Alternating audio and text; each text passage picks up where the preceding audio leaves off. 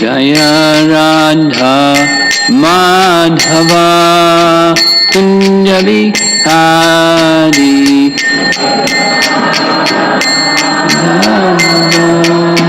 Kunjabi Jaya Radha Madhava Kunjabi Hari Madhava Kunjabi Gopijana Balabha Girivardhari Gopijana Balabha Girivardhari Gopijana Balabha Girivardhari Gopijana Balabha Girivardhari Jasodanandana Brajajanarandana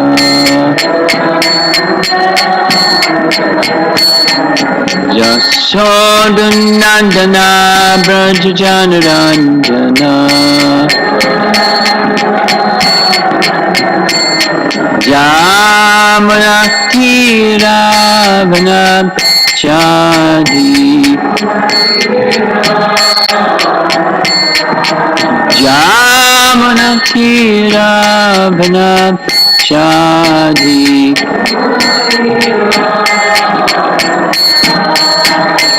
Jaya Radha Madhava Kunjabi Hari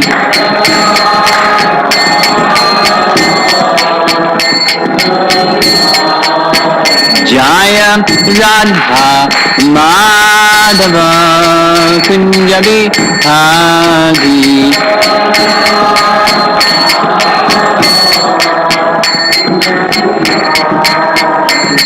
Gopijana Vallabha Girivardhari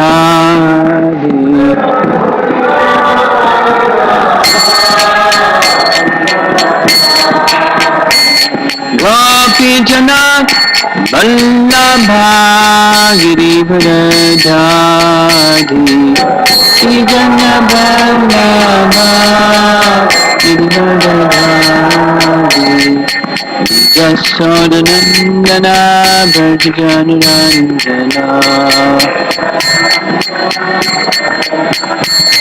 Jasodanandana Brajajanarandana Jamana Kiravana Chadi Jamana Kiravana Chadi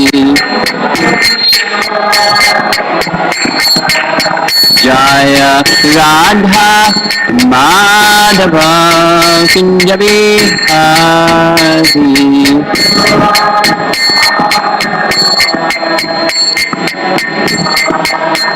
Jaya Radha Madhava Kunjabi Hari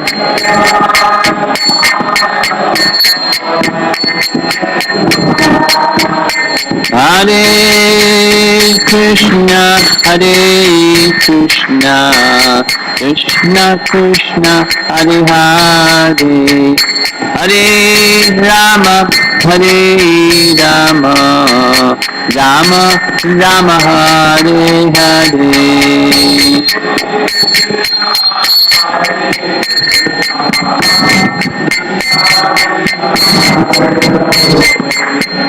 Hare Rama Hare Rama Rama Rama Hare Hare Krishna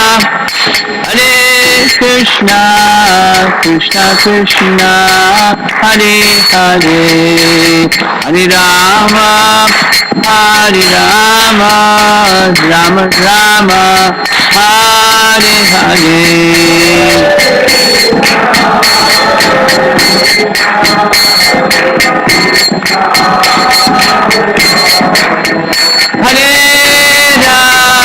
Hare Rama Rama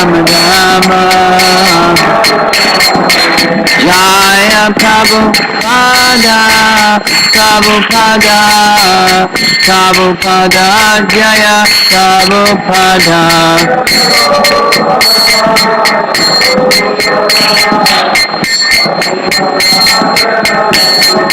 Prabhupada, Prabhupada, Prabhupada, Jaya Jaya Prabhupada.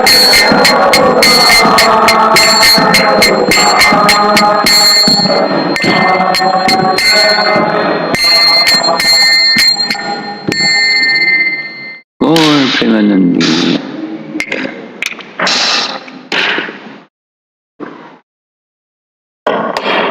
Is this image showing on the screen for the people remote or no?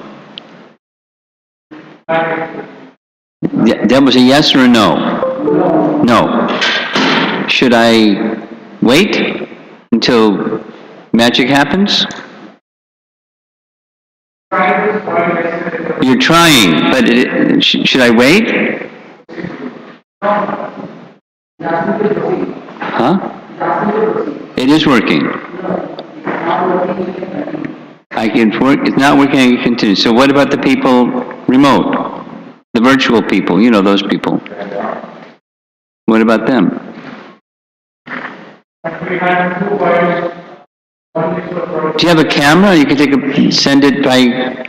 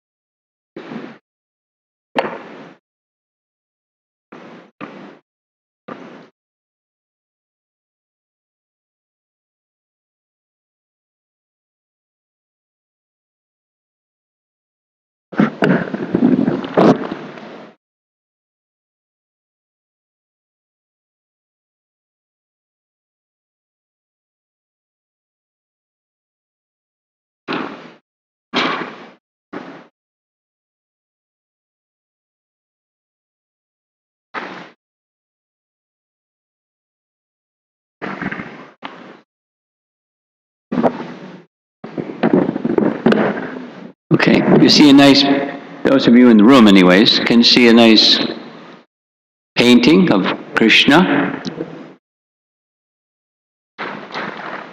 By his feet there's little waterfalls and peacocks and, of course, the full moon. As you probably know, Bhagavad Gita says, Krishna says in Bhagavad Gita, that in the spiritual world there's no need of moonlight, sunlight, moonlight, or electricity. Right? Does Krishna say that in Bhagavad Gita? Yes, he says that. Does Krishna say that in Bhagavad Gita? Yes, okay. But there's a moon. So why is that? And the reason the moon is there is everything's there, along with the moon and everything else, for Krishna's pastimes. Now there's no need, but there's moonlight. And not only there's moonlight, according to our acharyas, every night it's a full moon. There's no phases of the moon. Every night it's a full moon because it's for Krishna's pastimes. When rasa dance is there, it enhances the rasa dance and any other of the evening activities that Krishna does. So it's a full moon.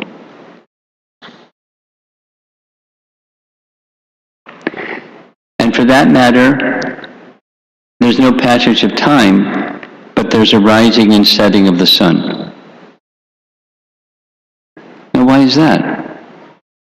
Because the movements of the sun, according to our calculation, is determining time. The rising and setting of the sun is so many hours, and then the night time is so many hours, and time is measured by the movements of the sun. In fact, if you read very carefully in the third canto of the Bhagavatam, the smallest unit of time is the time it takes for the sun to cross one atom. And then so many of those makes units of time. But so there's no need of sunlight, but there's rising and setting of the sun, because it's to enhance Krishna's pastimes. During different stages of the movements of the sun, Krishna performs his wonderful activities. The pastime of Krishna's killing of Pralambasura. Balaram's killing of Pralambasura takes, I'm stalling for time so to get the camera going. Is the camera pictured? Do you want it to go directly, or do you want it to be at an angle? The wire is short. Okay, the wire is short. Okay.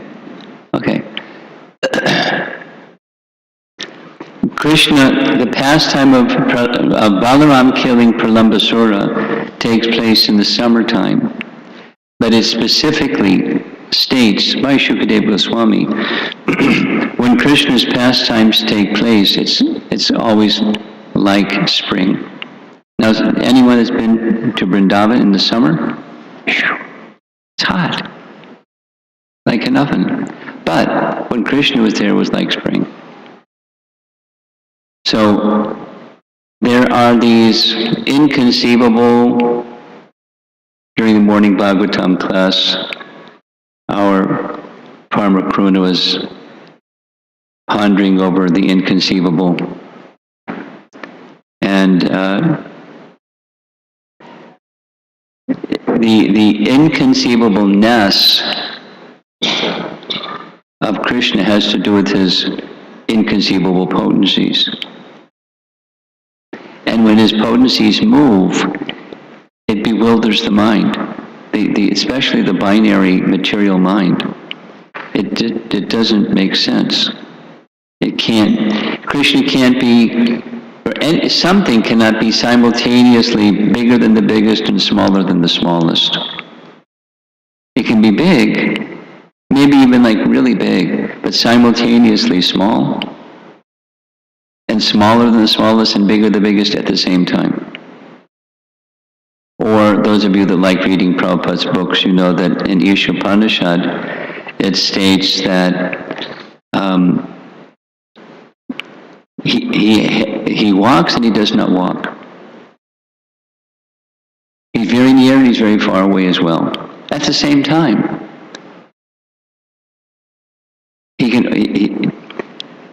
He doesn't have legs he doesn't have material legs to walk, but he can overcome all others running. Oh. There are these apparent, we're going to touch on it. We touched on it yesterday evening. We're going to touch on it again today, this evening, about the nature of Krishna's appearance. There was puzzling about the mystery behind Krishna's appearance. And now here's some description of the reasons for Krishna's appearance. And we'll begin by offering our respects to Radha Shyamasundara. There's Shyamasundara in Vrindavan and Srimati Radharani. And the one who's introduced us to all of this wonderful description of the inconceivable Krishna is our founder, Acharya Srila Prabhupada, whose appearance day we'll be observing tomorrow. So we'll start with the explanation given in Bhagavad Gita, the reason for Krishna's appearance. You all know the verses. On Janmastami, we have to recite them. There's 2 verses in chapter 4. In one of those verses, Krishna gives 3 reasons.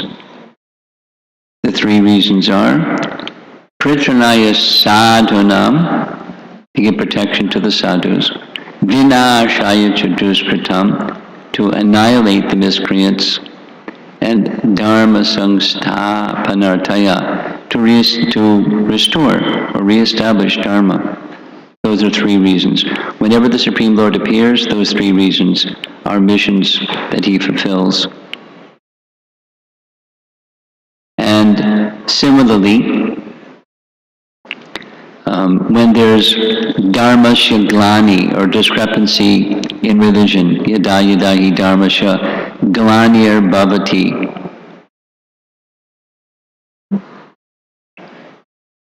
Krishna appears to make dharma again correct. So, dharmic reasons, Krishna reveals. And it's true, because Krishna is speaking, it's the absolute truth.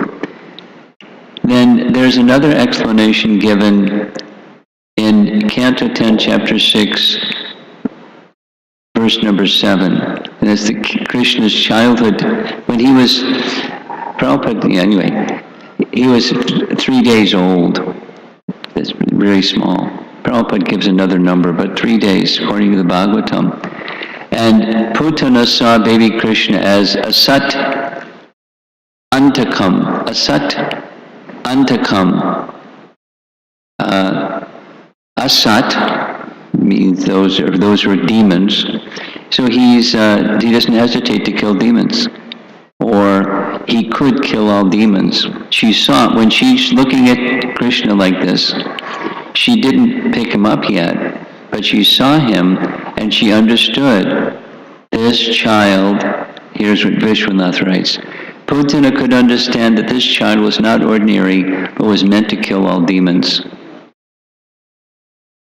So confirmed. Vinashaya chaduskritam. And she understood. That's the purpose of Krishna's appearance, to kill the demons. In the Srimad Bhagavatam, there's different explanations in different places. So here's one. In those of you that like to read Prabhupada's books, you know that in the first 3 chapters of Canto 1, there's 6 questions, all in chapter 1. Here's one of the questions, question number 2. For what purpose did Lord Krishna appear? 1:1:12. This is Shukadeva Sutta Goswami speaking to the sages of Naimisharanya. The oldest sadhu in the front row up there, that's Shaunaka Rishi, speaking on their behalf.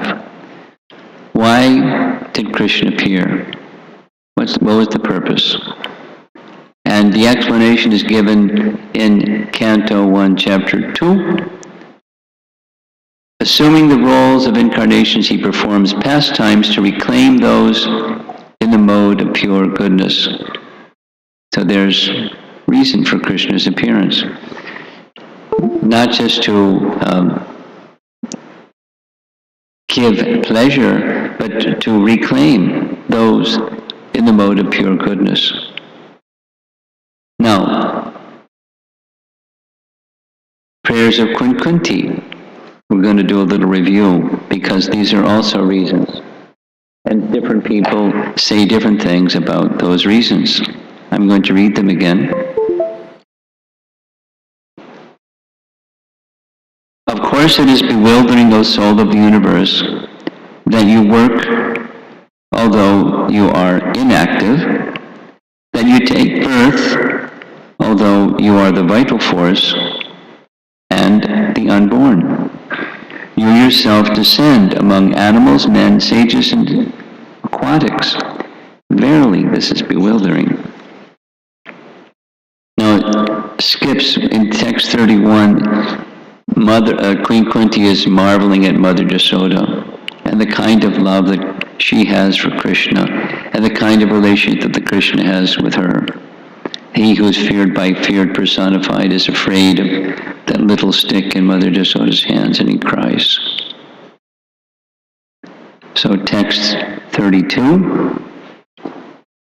Some say that the unborn is born for the glorification of pious kings. Reasons. This is topic. Is there reasons for Krishna's appearance? And others say that he is born to please King Yadu, one of your dearest devotees. You appear in his family as Sundarba appears in the Malaya hills. Other reasons.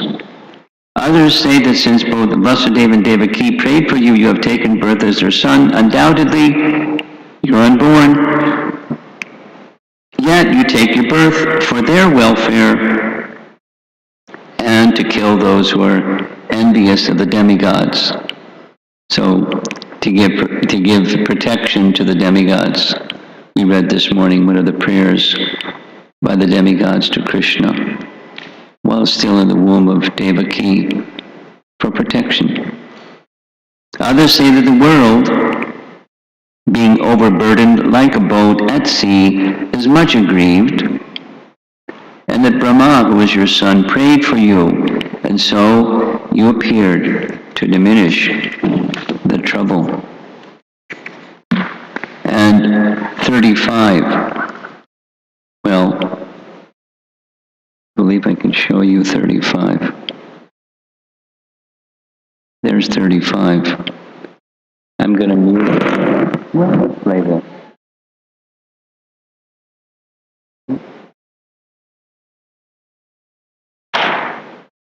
Here's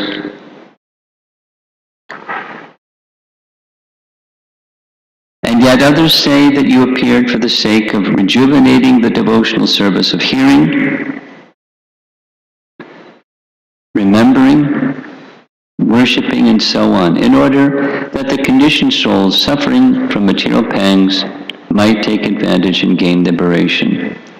So these are reasons. Now, this is just a review of what we did yesterday. I was planning it this way. This is the real reason for the Lord's appearance. First there is ignorance, avidya, and then desire, kama, and then action, karma bihi. You come to engage those suffering due to actions arising from material desires, which are due to ignorance,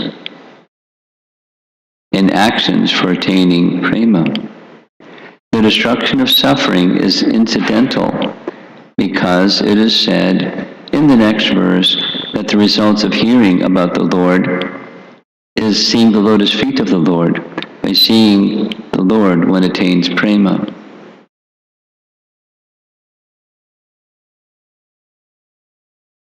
Now, Krishna's appearance is special in many ways. I'll illustrate one of those ways. You know, the object of love, we can say in all religions,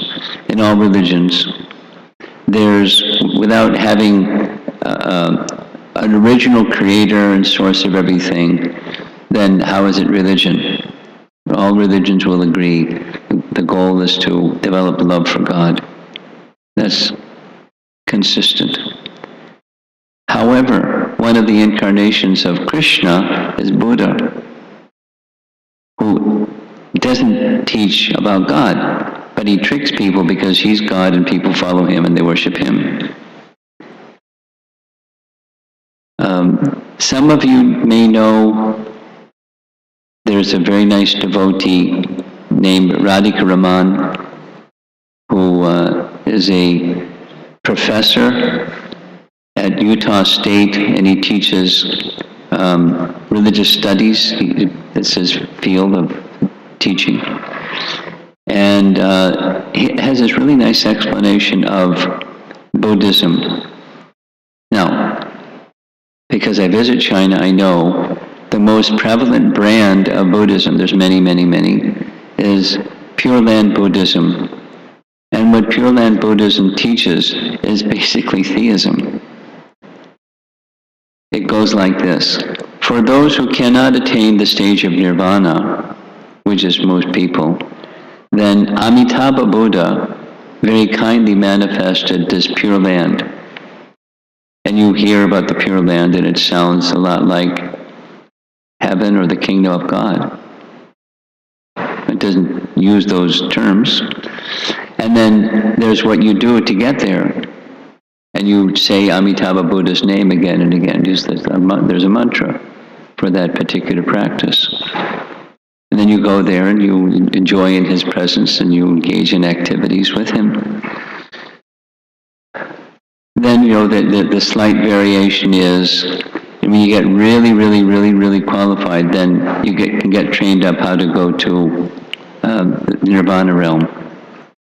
The nirvana realm is where there's nothing.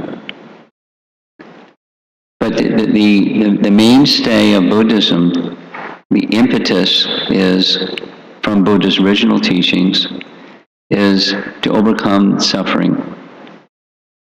You know the story? He was a young prince, son of a king, and he had privileges. He was moving around the kingdom when he was little. And riding in a royal carriage, he saw suffering, and this suffering, that suffering, the other suffering. Basically birth, death, disease, and old age. He saw it. And he saw that the reason behind it was people wanted to be enjoyers. So he left the kingdom and went to do, Buddha's work. And he did meditation, and he gave teachings. And the teachings go like this. The root cause of suffering is desire. No, kama is mentioned here, but this is the Vedic understanding. So if you want to become free from suffering, become free from desire. And then there's a system ABC, and you become free from desire, and you enter into void. But the Vedic teaching is this. The root cause of suffering is ignorance. And ignorance influences the soul to have ignorant desire. When you have ignorant desire, you have ignorant activity, and you have suffering. So the root cause is ignorance. And the substitute for ignorance is not just knowledge, but knowledge that sustains. It's a long explanation. In Uddhava Gita, Krishna discusses this with Uddhava. It's really knowledge of the loving Supreme Personality of Godhead so that one can enter into this realm of prema. That's why Krishna appears. The image here is the ostrich who sticks his head in the sand because he doesn't like to suffer. But the suffering, the ignorance, is because of influences to have material desire. And material desire results in fruitive activity. And fruitive activity all brings suffering, although one's looking for happiness. And so the message of the Bhagavatam, which is the message of Lord Chaitanya, is one needs devotional service to Krishna. That's the complete picture. In the verse preceding, this is Quintes Prayer, text 29. O Lord, no one can understand your transcendental pastimes, which appear to be human, and so are misleading. You have no specific object of favor, nor do you have any object of envy. People only imagine that you are partial. It's a nice verse. So is he partial or impartial? And what are his intentions when he appears? And it appears, all of this appears very contradictory. Let's explore. The Lord's mercy upon the fallen souls is equally distributed, like the rays of the sun are equally distributed. Just as the sun is never partial to anyone, partiality in receiving the Lord's mercy is relative to the recipient, and it is not due to the partiality of the all-merciful Lord. So here's Krishna with the cowherd boys and with cows, of course. When the Lord descends on this material world, he plays like a human being, and therefore it appears that the Lord is partial to his devotees, but that is not a fact. Now it sure looks like he's partial to the cows, and the cows love him and he loves the cows, and that's just fine. But supposing there's living entities that don't love him, what is his feeling towards those that don't love him? No one knows the intentions of the Lord who desires to hide himself in human form, who does not show favor or hatred to anyone, and about whom all men have different opinions. That's Vishwanath's translation of that verse 29. Here's his commentary. Who will decide the truth about you if there's a disagreement? Answer, no one can decide. This is explained, this verse and the next verse. The two opinions end up in a conflict, and there you have our modern age, and it keeps going, it doesn't slow down. No one knows the plan of you who desire to play the role of human beings as Rama or Balaram and Krishna. No one knows the plan of you who desire to delude the fools by not letting them see your sweet qualities. Here's one of Krishna's pastimes. He's dressing in very nice attire for entrance into Mathura. The scene in the background behind them, that's the dismembered washerman. Because Krishna and the cowherd boys were wanting to enter into Mathura dressed properly for going into the big city. And so he requested very politely from the washerman for some clothes that they could wear. And the washerman insulted the cowherd boys, and Krishna didn't like that, so he separated that talking part of his body from the rest of it and took the clothes. Now they're addressing Krishna and Balaram and the cowherd boys too. Now, the words that Krishna used to speak to the washerman, the very same words in Sanskrit, were the words that Krishna used to speak to the weaver. Very same words. Very same words. And the response was quite different, and Krishna was just reciprocating accordingly. Or the speaking part of Shishupal's body was separated from the rest because of his inimical attitude toward Krishna. But Krishna gave him liberation, much to the astonishment of everybody in the assembly. He got liberation. All men have differing ideas about you. Yasmin, Vishama, Bhatir, Nrinam. The sun shows attachment to the sunstone by acquiring its own qualities. Here's a photograph of what looks to me like the sunstone. The sunstone is a stone that doesn't just reflect the light of the sun, but it assimilates, it draws within the stone the light of the sun. So you can put it in a dark place and it's like a light bulb. It lights up the room because it has a relationship with the sun like that. The sun shows attachment to the sunstone by imparting its own qualities. The sun shows indifference to the blind people, meaning to blind people it doesn't make any difference. Sun, no sun, because they can't see. And is helpful to the Chakravaka birds, who become joyful when the sun rises and destroys darkness. The sun is harmful to the darkness used by thieves. owls. Owls don't like the sun. They close their eyes during the day and open their eyes at night. But the sun is not partial to anyone. It manifests the same light to all.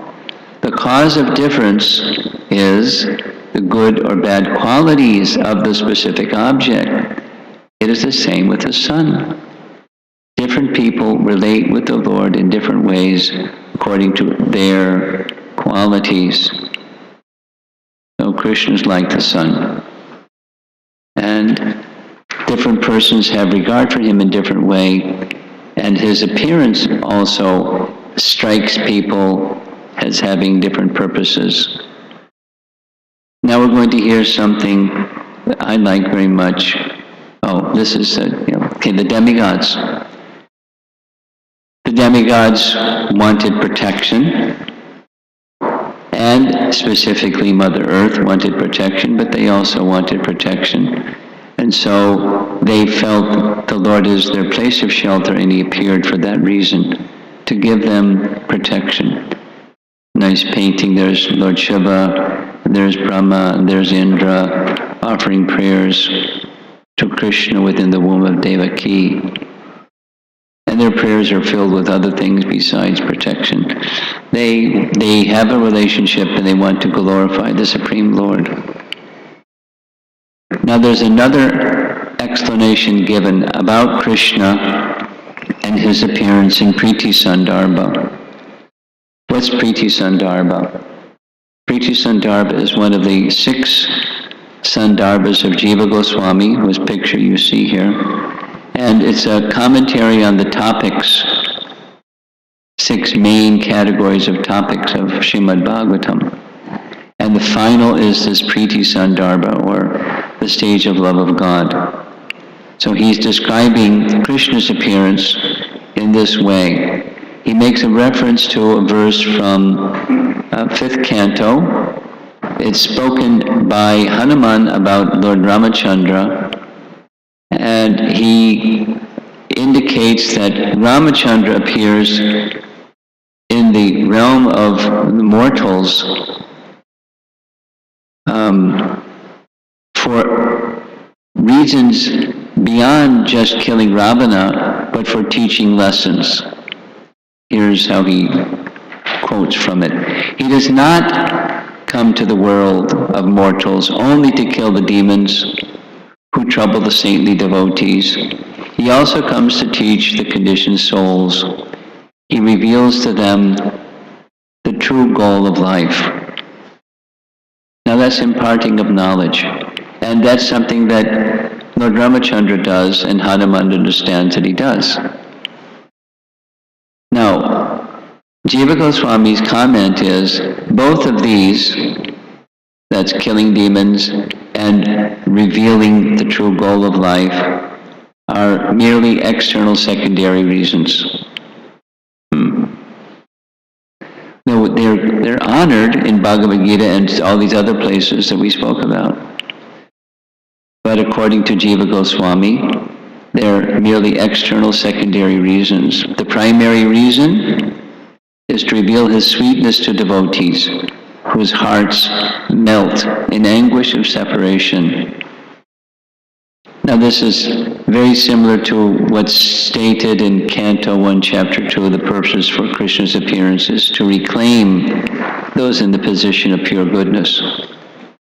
This is being even more explicit, to reveal his sweetness to devotees whose hearts melt in anguish and separation. This is the reason for Krishna to appear. You've heard Prabhupada say this and write it. It's very easy for Krishna to annihilate demons without appearing. He can do it in n number of different ways. Just, send a tsunami, or, whatever, a hurricane, or COVID, or, it's so many ways of relieving the earth of the maniac population. Or send come as Vishnu and let Vishnu do. And give knowledge, he can have his representatives do that too. So the real reason for Krishna's appearance is this one. There's a very, very, very special sweetness about Krishna's appearance, about Krishna and Krishna's activities. And the sweetness of those activities attracts the hearts and the minds of people who really want that kind of happiness. So we'll start with the cowherd boys. Now, according to Chaitanya Charitamrita, although Rupa Goswami states that there are 5 primary rasas, Lord Chaitanya came to inaugurate the 4 rasas. That is, Shanta rasa is not what Lord Chaitanya came to give. Although in Goloka, where Krishna resides, there are entities that are in Shanta rasa, but they also have a very strong desire to serve. And when Krishna enters, for example, when he enters the forest of Vrindavan, they're lifted to a state of ecstasy by the touch of Krishna's feet, or the touch of Krishna's fingertips on the leaves and creepers and bushes of Vrindavan. When he plays upon his flute, the rocks melt and the river stands still. So even the inanimate objects that don't appear to be serving, they're moved to ecstasy. But the gift of Lord Chaitanya starts with dasya, for all of us to render service, and then even more intense of intimacy of service is the cowherd boys. Very delightful painting, some wearing funny hats, and some waving a cloth to make Krishna cool. The cowherd boy is stealing something from Krishna's plate, another cowherd boy massaging Krishna's shoulders, others saying jokes and making fun. So this life of Krishna's sweet pastimes in Vrindavan are very, very delightful. Many chapters in the 10th canto describing Krishna's wonderful activities with the cowherd boys. Many of you know the verse, Etam satam brahma sukhanuvritya dasyam gatanam paradaivatena maya shritanam darakena sakam raja kritapunya punja. This is a verse that Prabhupada would quote many, many times, specifically the last 3 words, Krita Punya Punja. It's a verse spoken by Shukadev about the life of Krishna when he was very young and spending time with the cowherd boys in the forest of Vrindavan. This is the sweetness of Krishna, where he's saying, who can understand the exalted nature of the cowherd boys? That same Supreme Lord who is the sukha, the happiness of those who are seeking Brahman realization. That very same person who is the object of worship of the devotees. And for Maya Shrutanam, those persons who are in Maya, the worldly people, Naradarakena, he's just like everybody else. They don't see him as any special anything. But these young boys, cowherd boys, they're playing with him, sakhas. They're just like equals with Krishna. How can we understand how they achieve this position? It's so exalted. Krita Punya Punja, lifetimes and lifetimes and lifetimes of pious activities to get this opportunity. He's not, on an altar where one is offering articles in a ritualistic fashion. They're playing with him. Very, very elevated.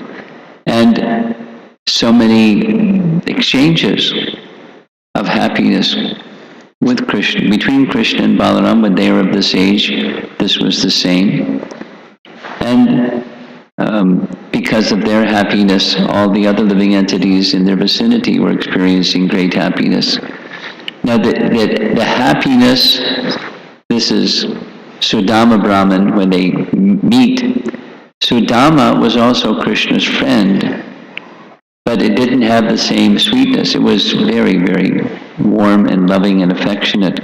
But Krishna appears to reciprocate and exhibit his sweetness with his dear friends, or the parental personalities involved in Krishna's life. Of course, foremost, Mother Jasoda, but the nature of Krishna's pastimes in Vrindavan, the sweetness of Krishna's pastimes in Vrindavan, is that all the mothers of all of Krishna's cowherd friends, they had the same affection for Krishna that Mother Jasoda has for Krishna. They had more affection for Krishna than for their own sons.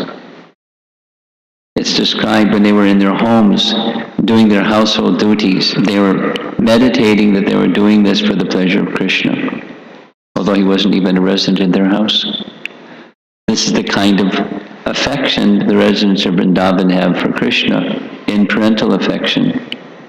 And so Krishna would engage in various activities to bring pleasure to them, not only his mother, but into the storerooms of the elder gopis, and enjoy stealing butter, and the gopis would enjoy catching him in the act of stealing butter. Many wonderful descriptions of these pastimes. A very sweet pastime found in Nectar of Devotion. Sometimes, because Krishna is all strength, the elder gopis would sometimes ask Krishna to pick up something. And he'd toddle across the room and pick that something up and bring it. Sometimes when they'd ask him to pick up something that was too heavy, he'd smile and walk over to the object and point to it and touch it. But the happiness of Nanda Maharaj, when Mother Jasoda asked Krishna to bring his slippers, he placed Nanda Maharaj's slippers on his head and brought the slippers for Nanda Maharaj. Now this is the same Supreme Personality of Godhead. That's the source of everything. But the affection, the sweetness of Krishna's loving dealings with the residents of Vrindavan is the special reason for Krishna's appearing. So what to speak of the ladies. This is a painting of the wives of the Brahmanas bringing food for Krishna and Balaram and the cowherd boys, because it was actually the cowherd boys that were hungry. And again, read the Sanskrit very carefully, and you'll find the words that Krishna speaks to the wives of the Brahmanas is the very same words that Krishna speaks to the gopis when they come to see him in the dead of night when he's to perform rasa dance with him. So they have although they're wives and Krishna's just a young boy, they have a very special kind of affection, loving affection for Krishna. And then there's the gopis themselves. There's the hankering for the personal association of Krishna called Purvarag. There's Radharani anticipating meeting Krishna. There's a nice verse in the Padyavali that Radharani is pining for Krishna's association, recognizing whatever the sacrifice may be, I'm ready to make that sacrifice. Let my husband beat me. Let my enemies laugh in my face. Let my parents and elderly relatives shame me before my husband. Let my whole family become polluted. I do not care. My heart will continue to love Balaram's younger brother, Krishna. This is Purvarag, hankering intensely for Krishna's personal association. And on Krishna's side, he has similar feelings. This is one of Radharani's messengers who goes to Krishna to tell what you just saw, Radharani's feelings. And the messenger goes back to Radharani saying this: he will not take care of the calves. He does not play the flute nowadays. He is not pleased by the cooling breezes blowing into the forest from the Jamuna River. He sits in a forest grove with his head bowed down, sighing heavily in separation from you. So Krishna comes to experience these very same emotions in his pastimes with his devotees. One more, this is written by Rupa Goswami in the mood of Sri Rupa Manjari speaking to Radha. The first time they're to meet, Radharani is apprehensive and Sri Rupa Manjari is encouraging her, go forward. My dear love-blinded friend, you've already sold yourself and all your beauty to Govinda. Now you should not be bashful. Please look upon him cheerfully. One who has sold an elephant to another person should not make a miserly quarrel about selling the trident which controls the elephant. So her shyness is the trident, or the elephant goad, and she's already given everything. Her heart, her mind, her everything, her whole self to Govinda. So you've given yourself, don't quibble over the elephant goad. Now these loving pastimes in Vrindavan, particularly the loving pastimes amongst Krishna and the gopis, is very confidential. But it's part of the reason for Krishna's appearance, this aspect of Krishna's sweetness. According to Rupa Goswami, according to Jiva Goswami, this is the principal reason. There's the external reasons, and there's the internal reasons. He uses that same language just as Krishnadas Kaviraj uses for the reasons for Lord Chaitanya's appearance. 3 external and 3 internal reasons. Now, what is spoken in Bhagavad Gita doesn't mean it's not true. It's true. There are reasons. But there's more confidential or internal reasons. This is to bestow his sweetness upon his eternal associates, or those in pure goodness, to lift them to the stage of perfection, and to reciprocate loving dealings with the residents of Vrindavan. Now it's described like this. How old is Krishna in Goloka Vrindavan, in the spiritual world? Does he have all ages simultaneously? According to our acharyas, in Goloka Vrindavan, he is eternally situated as 16. And Balaram, because they're the same age in their pastimes on earth. So, but also in Goloka, they're 16. And he doesn't age beyond that. He doesn't age below that either. What that means is, there's a mood, just like Krishna's appearance in this spiritual world. Does Mother Jasoda give birth to Krishna?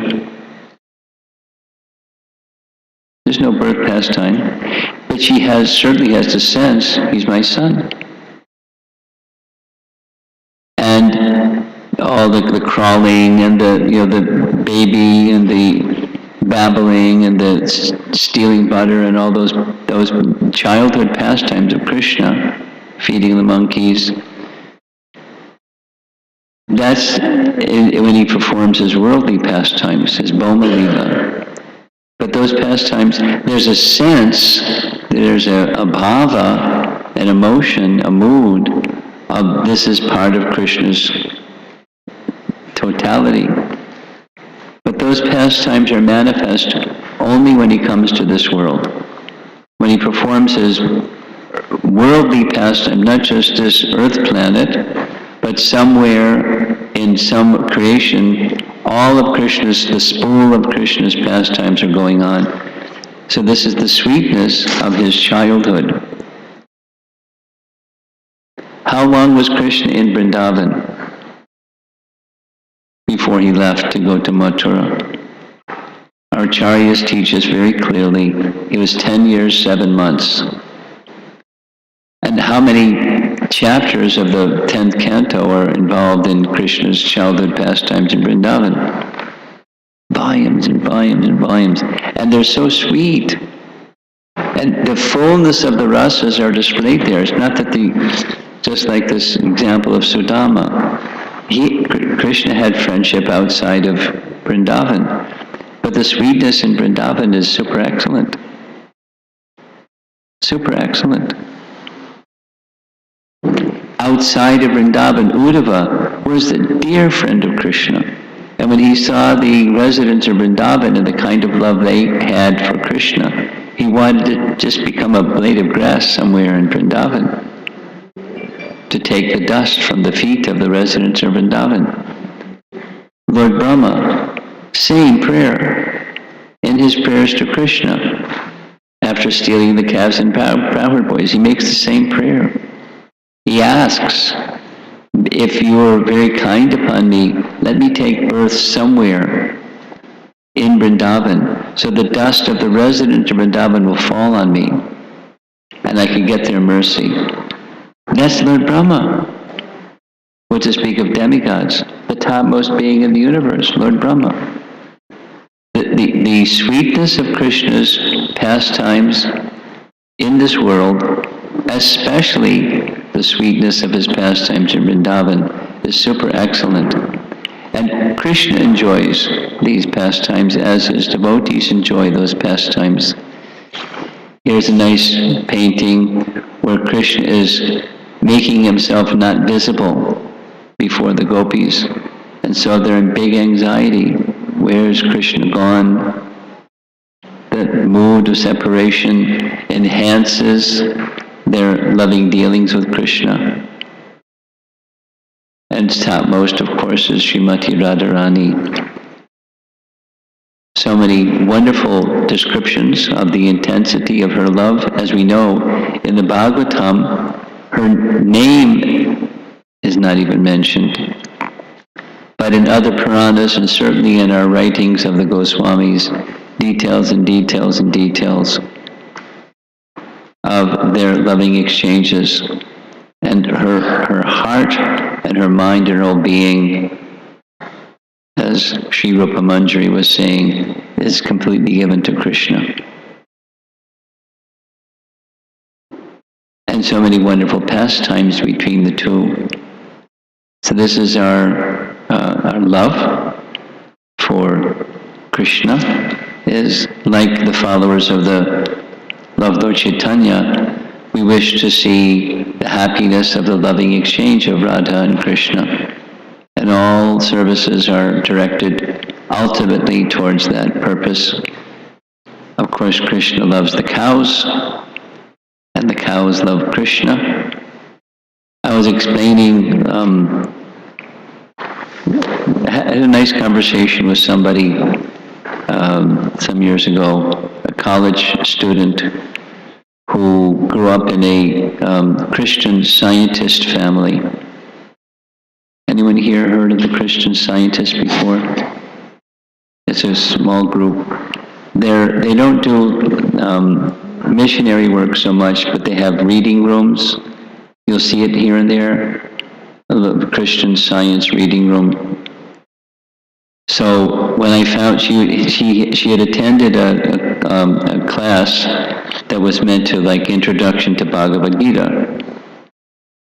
So I asked her, why did you come?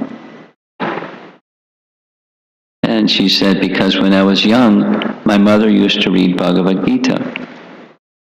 And she had us read it with her.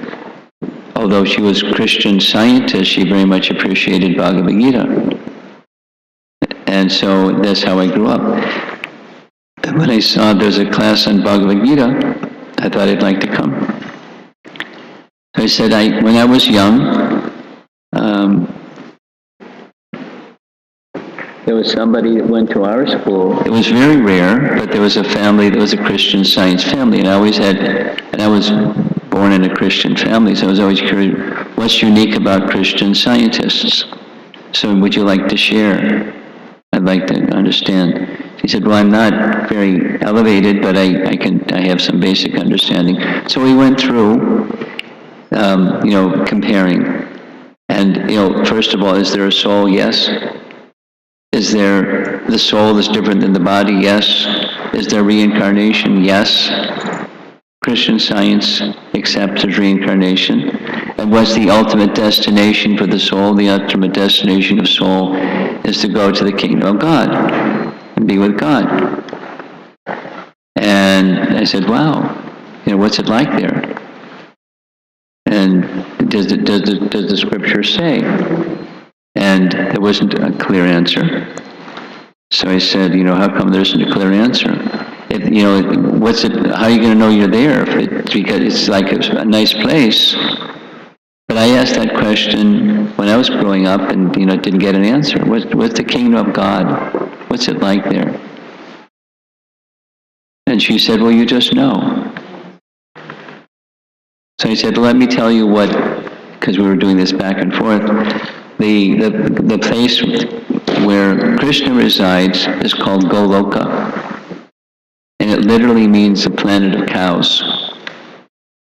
And she said, no. Everything else was like, warm and fuzzy. But this was no. I said, why no? Well, they can't be cows. I said, why they can't be cows? How do cows here come from? They come from a place. The place of cows. And they're not ordinary cows, they're Survey cows, and this and that and the other. And her reply was, let me think about it. You won't understand just by thinking about it, but after some time, she continued with her bhakti practice. It was an interesting conversation. But from Krishna's childhood, he had a natural affection for cows. And the cows had natural affection for him. It's described when Krishna went herding the cows, he didn't really have to herd the cows. The cows just followed him wherever he went. The elders, when he was just 3 years and 4 months, he begged his father, let me go with you. So he tagged along. And the cows would just follow him. The cowherds couldn't do anything because normally they tend the cows. But wherever Krishna went, that's where the cows would go. It's at this point, it should be taking care of cows. And Nanda said he's too small. Cows are really big. But on that basis, he got to take care of the calves. But from the earliest of his age, Krishna, that's part of Krishna's sweetness. They love Krishna, and Krishna loves them very much. So this now has the correct date. We showed this with the wrong date last time. Krishna appears in the month of Bhadra. And not so long ago, we observed Balaram's appearance, like 8 days ago. And Balaram appears at the full moon of the month of Shravan, which is the month before Bhadra. And at the end of this month, so it's the waning moon, because from the full moon, count 8 days, and you get the Ashtami, and it's a waning moon. Look at the moon and you see it's diminishing. And Krishna appears on the Ashtami day of the month of Bhadra. But when it becomes a full moon in the month of Bhadra, this is a very special day. So those of you that are in the room, and those of you that are remote, and those of you may see some recording of this later, mark this date, September 20th, 2021. It's a special date for a special service. The special service is mentioned in the Bhagavatam, 12th canto, chapter 13, where it's said that if anyone makes a gift of Srimad Bhagavatam to somebody, if you don't have a set in your Srimad Bhagavatam in your home, put one in your home, gift one to your family.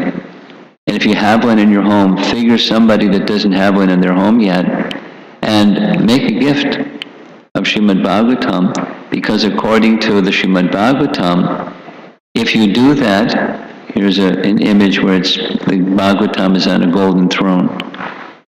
But you make the gift of Srimad Bhagavatam to someone on this Purnima, and it's a one-way ticket to the spiritual world. It's such an important book, and it's such an auspicious day. So this is an encouragement for all of you, in addition to having your own copy of Srimad Bhagavatam, gift one to somebody on Bhadra Purnim. Now, our book distribution team is not present, but you can contact, I'm sure they have some way of informing you of how this ultimate gift of Srimad Bhagavatam can be given for Bhadra Purnima, or on that special day. And all over the world, this verse from the Bhagavatam has inspired our book distribution team. The BBT has published enormous numbers of volumes or sets of Srimad Bhagavatam for this purpose, to make it available to people. And I'll just one last sharing. Some 7-8 years ago, the Chinese government issued an ISBN, a formal permission to print and distribute the BBT Srimad Bhagavatam in China, cantos 1 through 9, because that's what they had available at the time. So it's a miracle. And there's a present publisher is trying to get the government to give permission for an ISBN, or publishing number, for cantos 10 through 12. It's a major project, and if that happens, Krishna's mercy. And so all over the world, in so many languages around the world, this propagation of the glories of the personality of Godhead, the mystery of his appearance, the reason for his appearance, the gifts that he gives when he performs his pastimes, and those who read about his pastimes get that same benefit. It's a very special privilege that we have to receive Srimad Bhagavatam and give Srimad Bhagavatam. So, I finished a little bit early. It's 20 minutes before the hour. Let's see if there's some discussion. Anyone wants to make a comment or raise a question? Yeah. When you say about China, yeah, it's really encouraging. There's another remarkable thing that happened. There's the ambassador from China to the United States. His name was Hu Shi. There was an ambassador from China to the United States. His name was Hu Shi. Keep going. You can hear me. Yeah, we can hear you. Mr. Hu Shi, the ambassador from China to America, he said India conquered and dominated China for 20 centuries culturally. And that was his statement. So, Maharaj, I know you've been to China, and other devotees have described to me how, in other words, Buddhism at the grassroots level is there in China. So that gives them clear, beautiful access to what we have to offer them. And China is the big dog on the planet Earth now. So it could be that this is Krishna's way of making sure that what Prabhupada said about Krishna consciousness become predominant everywhere. It could happen through China now. That's kind of exciting. Yeah, it is exciting. It's fraught with opposition, but you know, everything has its opposition. And Krishna's mercy flows, provided the instruments of Krishna are intelligent and courageous at the same time. So there are such people. You know, the big dog barks very loudly. There's many stories. So anything else? Hare Krishna. Hey! So Maharaj, you were saying that Krishna is not partial. Krishna is not partial. Yeah, but it seems as he's partial. Yes, he does. It does seem he's partial. Because Krishna, and you quoted Vishwanath Thakur, where he says that he's impartial, but in the words Samaham Sarva Bhuteshu in Bhagavad Gita, Yeah. Krishna is not even desire-free, he's more than desire-free. Yeah. Desire-free and helpful to everyone. Yeah. So it seems like he's very, very, very, very, very partial to his devotees. Well, you're just complimenting the same thing that Vishwanath has to say. If we can add something in this, is it true or... Is what true? Is it Krishna's partial or impartial? He is partial. Oh, well, you know, that very verse, Samaham Sarva Bhuteshu, etc. The other, it sounds like he's partial. But, you know, it looks like he's partial, but the answer is no, he's not partial. He's affectionate, but he's not partial. When he just like that painting, he killed the washerman, but he liberated him. You know, he was a bad guy. Shishupal was a bad guy, and Krishna liberated him, which was very astonishing for Maharaj Yudhisthira and all those that saw it. So he gives his mercy corresponding to the regard that others have for him. But the killing doesn't look like embracing. Embracing doesn't look like killing. But the effect is, he's giving the fullness of his mercy according to the receptivity of the individual. And he gives liberation. That's our Krishna. Thank you. It seems like that Krishna is a machine who reacts according to the... No, he's a person, not a machine. Then how can we understand this verse? Napare aham. Krishna said, I cannot repay you anything for the gopis' services. So that means he is very affectionate because... He's affectionate because of their affection for him. He's reciprocating with their affection for him. Like the sun shines equally everywhere. Krishna's affection is equal everywhere. But supposing somebody comes to him and says, let's fight. Krishna, sure, let's fight. And he does some chivalrous talk. Rah, rah, rah. And Krishna goes, rah, rah, rah. Chivalrous talk. It's reciprocating with their regard for him. Like the sun shines equally everywhere. It's very easy to understand. So he doesn't care for gopis or Vrajavasis? He is equal to everyone? Well, commensurate with their affection for him, yeah.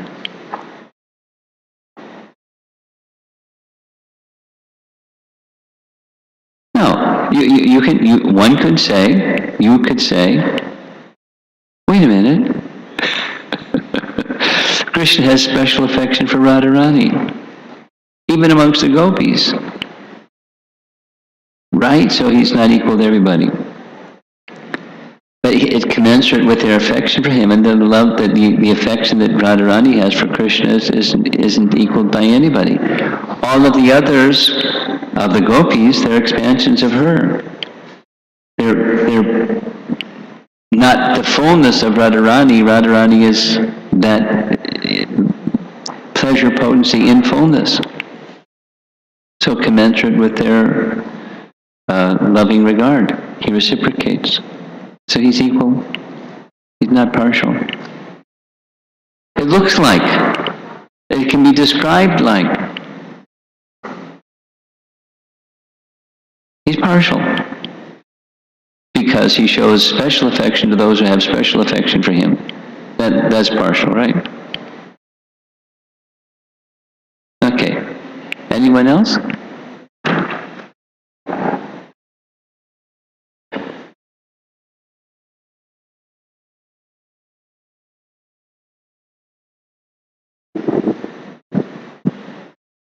Hare Krishna Guru Maharaj. Today is Janmastami, and by 12 o'clock we are going to have a darshan. Everybody have a lot of prayers. I wanted to hear from you, what is the best thing we can ask from Krishna on this special day, on this special moment? Like, what we should be adding to our prayers? Well, the best thing is that it comes from your heart, not that, fill in the blank and then you put it in the blank. The best thing is what's in your heart. Best thing is what's in your heart. Now, what's in our hearts are not clean. So what's in our heart may be something that's not clean. So then you try to align what's in your heart with those whose hearts are clean, the pure devotees of the Lord. So you can fill in the blank in that way, but the best thing is that which is coming from your heart, not just check the box or fill in the blank or put in something that's not substantial. Substantial means it's your deeper feelings. So that you're asking this question is good because it means you're asking yourself, what's the best thing in my relationship with Krishna today on his auspicious day?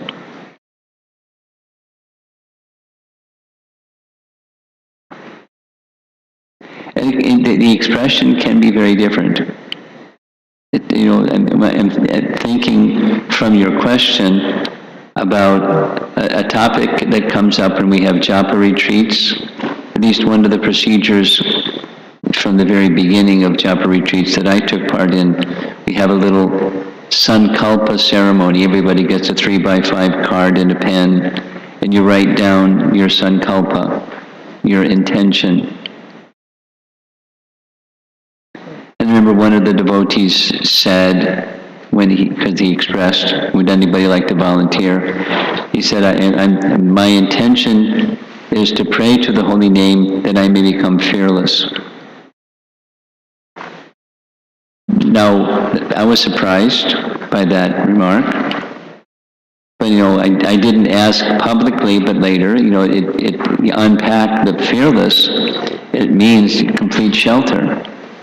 When there's this complete shelter, I'm safe in the shelter of Krishna, that I'm fearless. It's overcoming negative emotions. In one sense, fear is a negative emotion. There's an animal instinct. It's built within the embodied souls as fearing. It's one of the four. Bhayam. And to go beyond that. So, there are different ways of saying it. The best is that which is from your heart, aligned with the indications of those whose hearts are pure. And at different times, different affinities are going to be, like, let's supposing you say, I'd like to become an eternal associate of Srimati Radharani. Now, that's really high. If that's what's in your heart, great. But if, you know, you can't get higher than that. But, you know, something that matches a realistic prayer to Krishna from the stage when each one of us. That's what's best. Thank you, Guru Maharaj. Good to ask the question, though. You're more likely to get answers if you ask the question.